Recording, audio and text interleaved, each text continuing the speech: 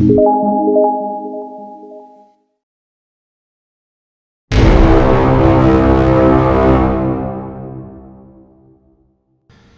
दोस्तों, जय हिंद।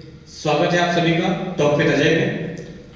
जैसा कि हम सभी जानते हैं, हमारा देश साहित्य का देश है और हमारे देश में कई बड़े बड़े साहित्यकार रहे हैं और मालवा में कई ऐसी हस्तियां हैं जिन्होंने साहित्य के क्षेत्र में पूरे देश ही नहीं पूरे विश्व में अपना नाम रोशन किया है।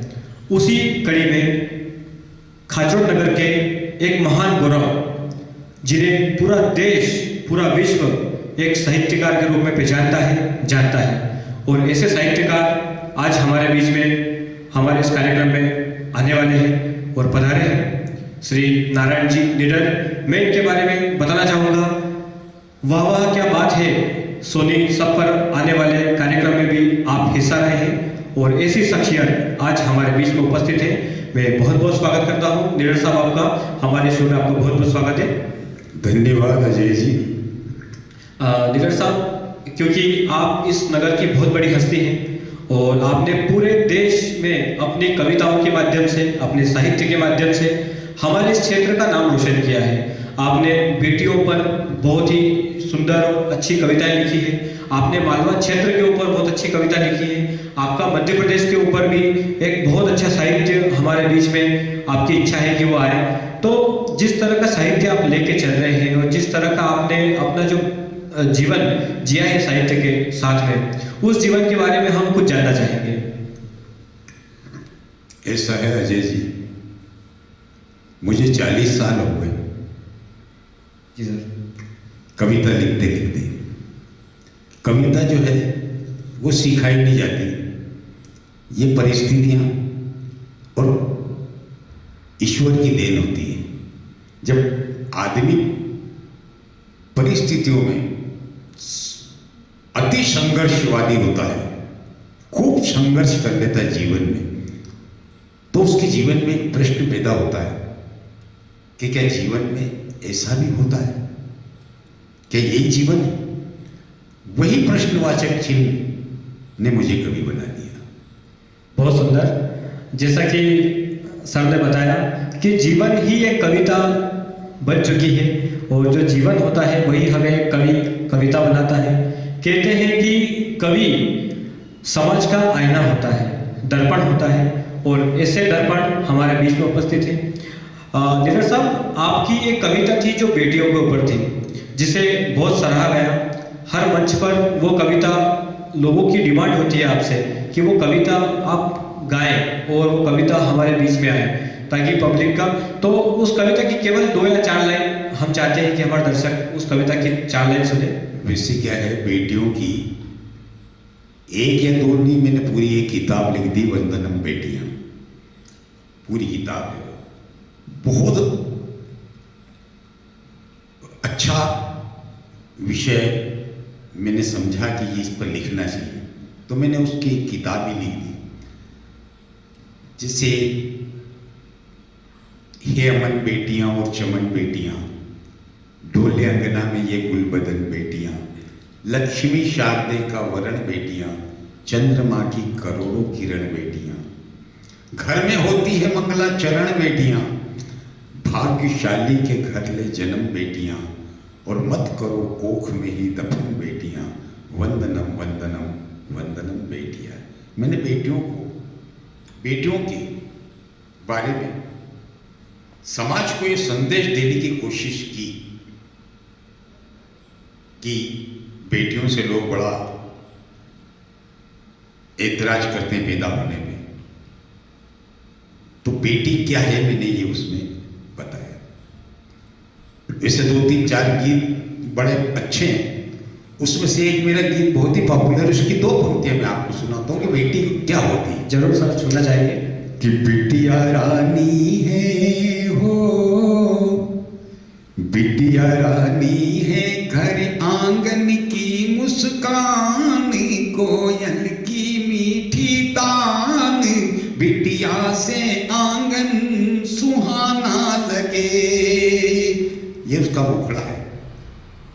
और बेटियों पे नहीं, और गीत ही नहीं अजय जी, जब आप मुझे पूछ रहे हैं अपने साहित्य के बारे में, तो मैंने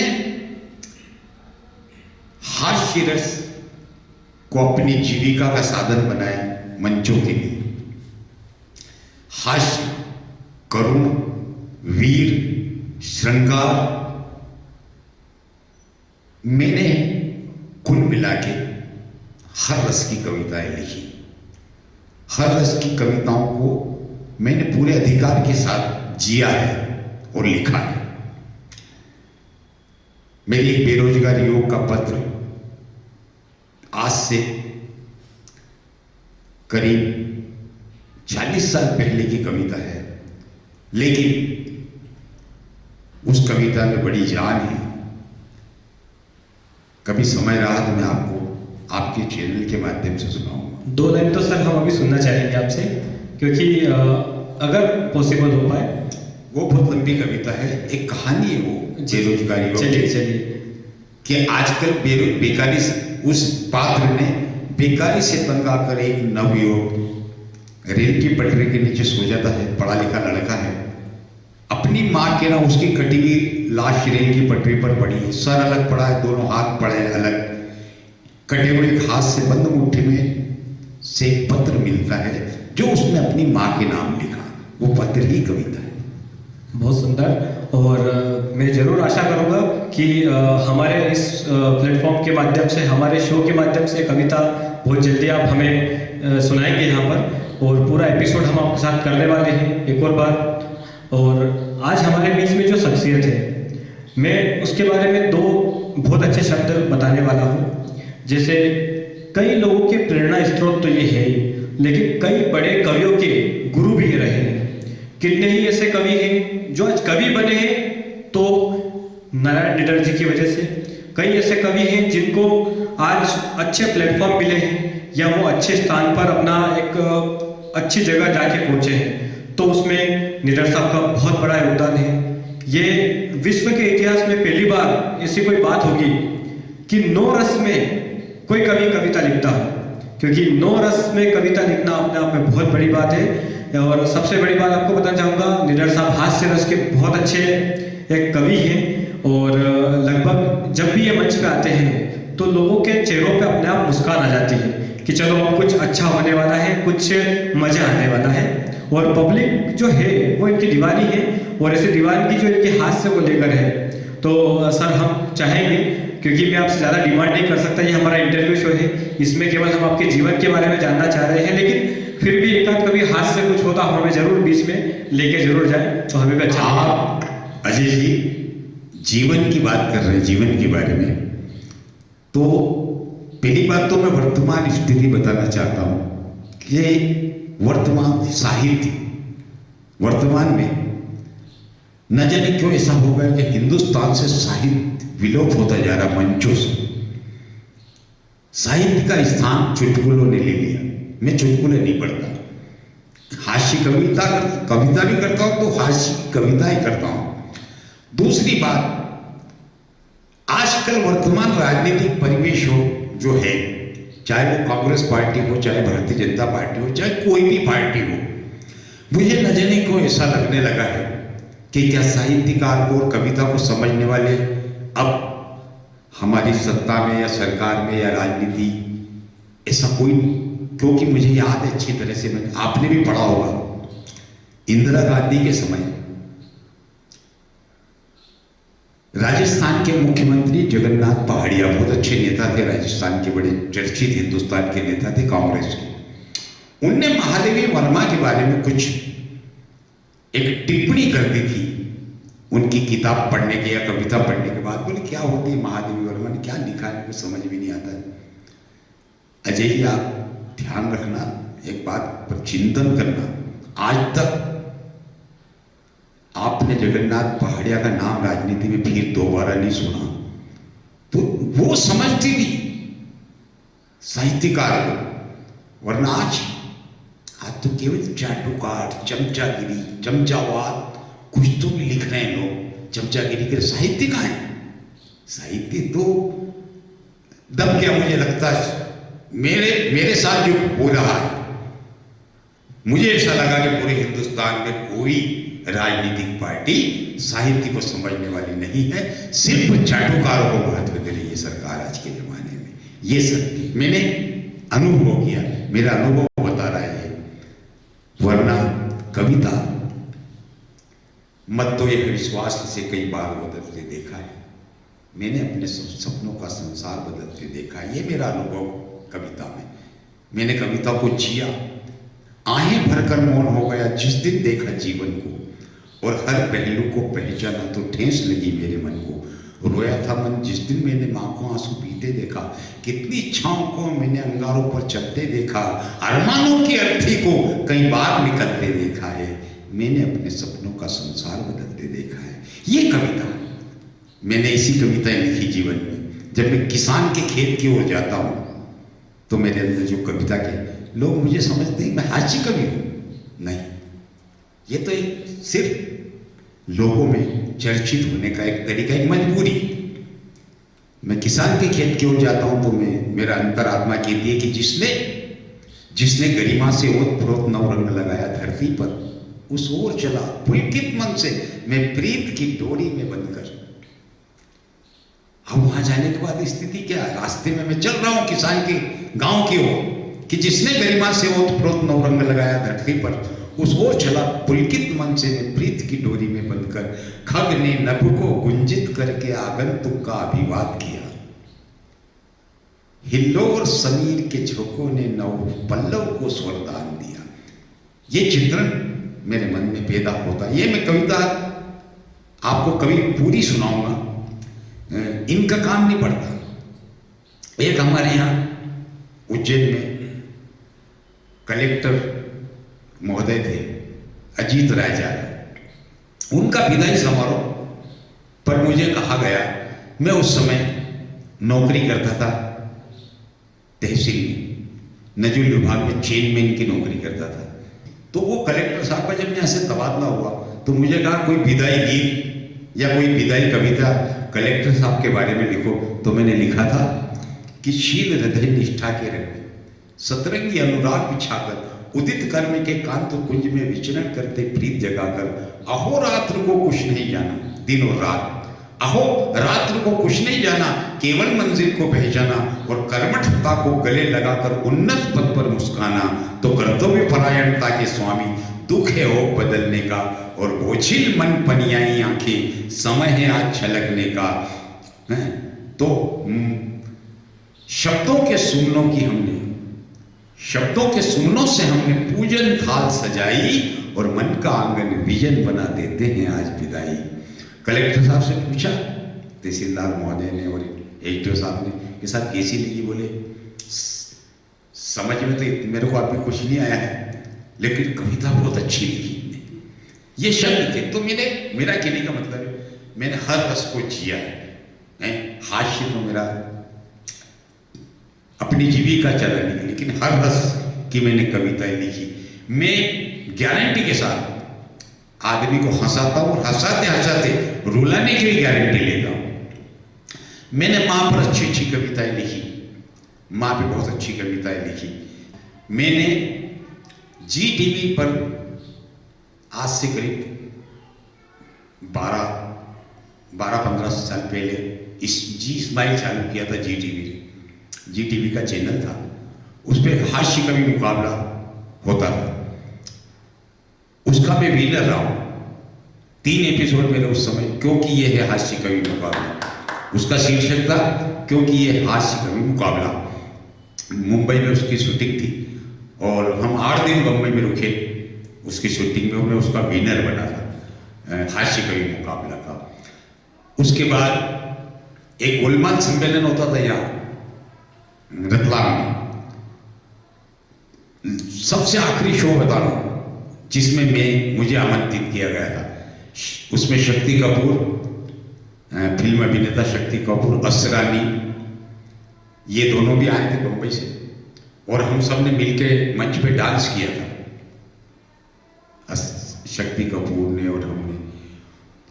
वो शो आखिरी था गोलमाल, क्योंकि कुछ ऐसी देश के उस अभिनेता ने कुछ ऐसी अश्लील हरकतें मंच पे से की थी कि फिर वो पब्लिक ने उसका बहिष्कार कर दिया, वरना वो शो करीब 1 लाख पब्लिक के बीच में यहाँ कालिका माता ग्राउंड में हुआ था वो शो।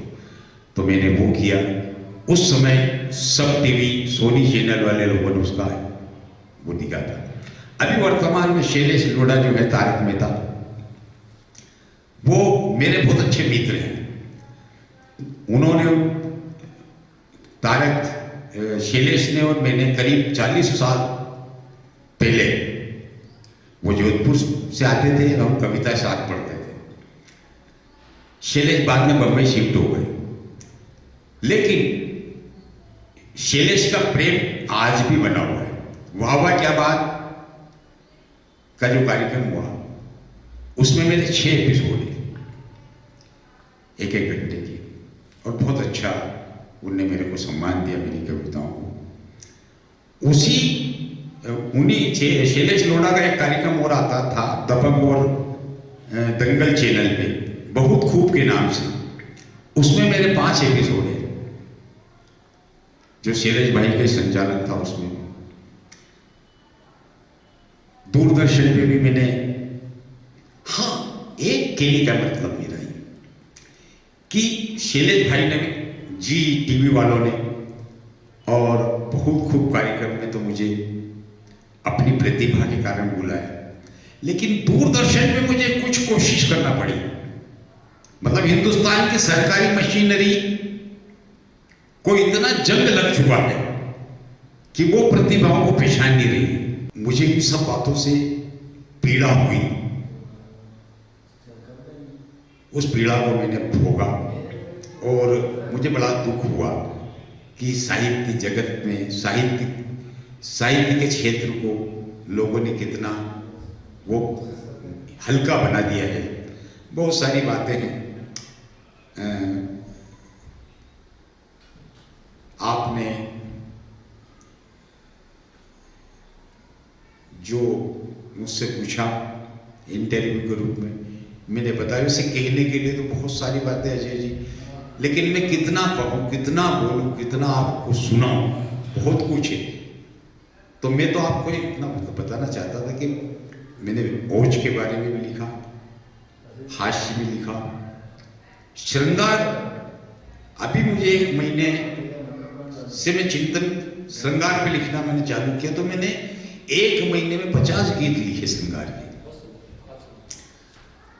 तो वो श्रृंगार लिखा मैंने, उसकी 2 पंक्तियां सुनाता हूं केवल।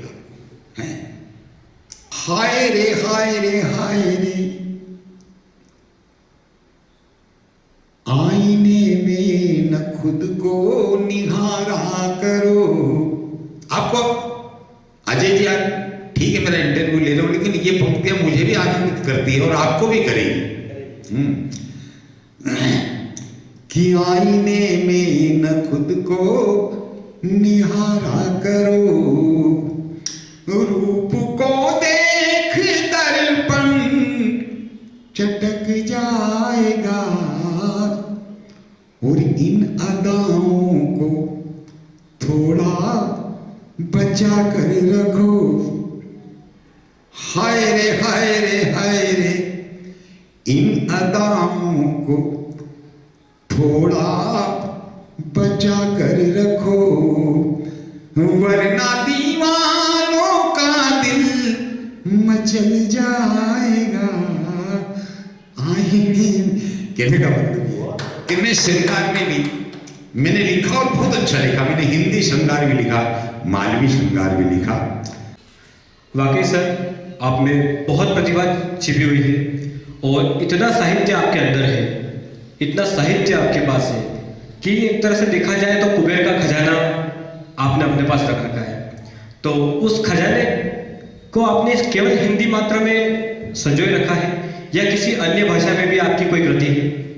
अजय जी, हिंदी के अलावा मैंने मालवी में बहुत लिखा अपनी लोक भाषा में, लेकिन सरकार ने सिर्फ चमचों को महत्व दिया। जिन लोगों ने मालवी, जिनको एबीसीडी नहीं आती, उन्हें मालवा में सम्मान मिल रहा है, मुझे नहीं मिला। मैंने पूरा मालवा दर्शन लिखा, मालवी में मैंने बहुत अच्छे अच्छे श्रृंगार के गीत लिखे। मैं खुद हारमोनियम बजा लेता हूँ, मैं खुद ढोलक बजा, संगीत का भी मुझे ज्ञान है। मैं भजनानंदी हूँ। मैंने 1000 भजन लिखे हैं जीवन में, अध्यात्म में भी लिखा मैंने, खूब भजन लिखे मैंने जैन दर्शन पे भी लिखा है सनातन के साथ साथ। मतलब कहने का मतलब कि लेखन मामले में मैंने किसी भी विषय को नहीं छोड़ा। सर जैसे आपने बताया कि मालवा के बारे में भी आपने लिखा है, तो कुछ चंद लाइनें मालवा के उस दर्शन की। ऐसे वैसे मैं अब समझता हूँ आपकी बात को। अभी फागुन का महीना चल रहा है, पहले तो मैं 2 पंक्तियाँ फागुन संबंधित मालवा की सुनाऊंगा आपको, जो मेरा बहुत पुराना गीत है। एक प्रणय मतलब गीत है, एक नायक और नायिका है। नायिका को उकसरा होली खेलने कि सतरंगी संसार करा और बासंती बौछार करा, आपण दोई रंग रंगीलो फागुन को देवार करा, आपण दोई रंग रंगीलो फागुन को देवार करा। केशरिया और लाल गुलाबी, केशरिया और लाल गुलाबी रंगा को वे पार करा, आपण दोई रंग रंगीलो फागुन को दे।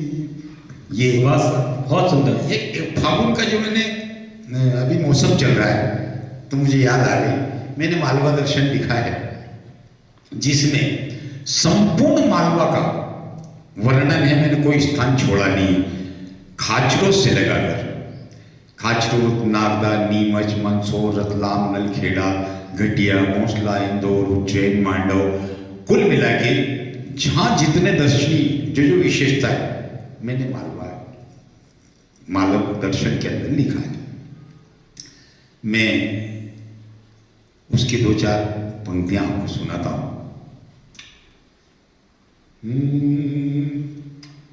कि धन धन मारो मालवो, धन धरती धन धान, और धन विक्रम का न्याय ने, धन कालिदास को ज्ञान। कि गौरा माता की धरती को, विक्रम राजा की धरती को, पीली पागा की धरती को, कतरो कतरो करूं बखान, मालव धरती बड़ी महान। वाह सर, बहुत सुंदर। इसमें संपूर्ण मालवा का वर्णन है, जो कि सर बहुत बड़ी बात है, क्योंकि मालवा के सभी क्षेत्रों में मिला के आपने बताया 44 इसके चौपाई है या जो इसके अंश है, और उसको सुनने के लिए कम से कम हर 44-45 स्थान है जब।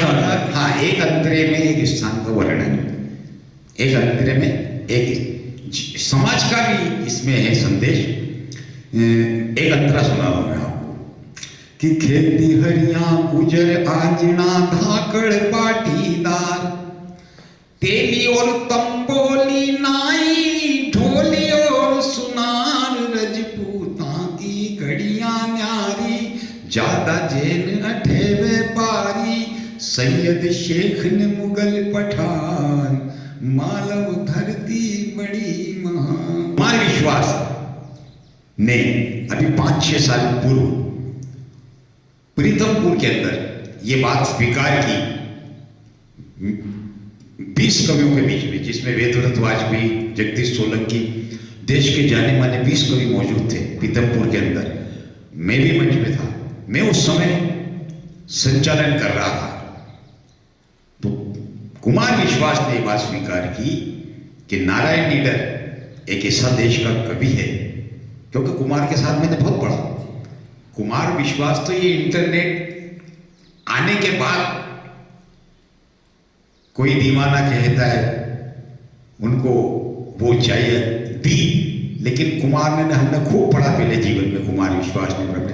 तो कुमार विश्वास ने ये स्वीकार किया कि नारायण नीडर वो कवि है जिनकी कविताएं चुरा कर हिंदुस्तान से बाहर विदेशों में लोग पढ़ रहे हैं, कवि लोग। हाँ, हिंदुस्तान में पढ़ रहे हैं, बहुत सारे लोग पढ़ रहे हैं। और आज भी मेरे मन में यही भावना रहती है कि किसी में भी अगर प्रतिभा है तो उसको हम आगे लाएं। ये बहुत बहुत सुंदर सोच है सर आपकी, क्योंकि एक अच्छा गुरु वही होता है जिसके शिष्य बहुत आगे जाए, और आपने जब इतने सारे अच्छे शिष्य अपने माध्यम से इतने आगे तक पहुंचाए हैं तो आप तारीफ के काबिल हैं, और बहुत गौरवान्वित महसूस करता हूं मैं आपको यहाँ पाकर। और मैं सभी से निवेदन करूंगा कि इसी तरह हमारा टॉक शो देखते रहें, और ऐसी जो प्रतिभाएं हैं हमारे बीच में आती रहेगी, हम उनसे मिलते रहेंगे। धन्यवाद। जय हिंद, जय भारत। बहुत बहुत धन्यवाद अजय जी।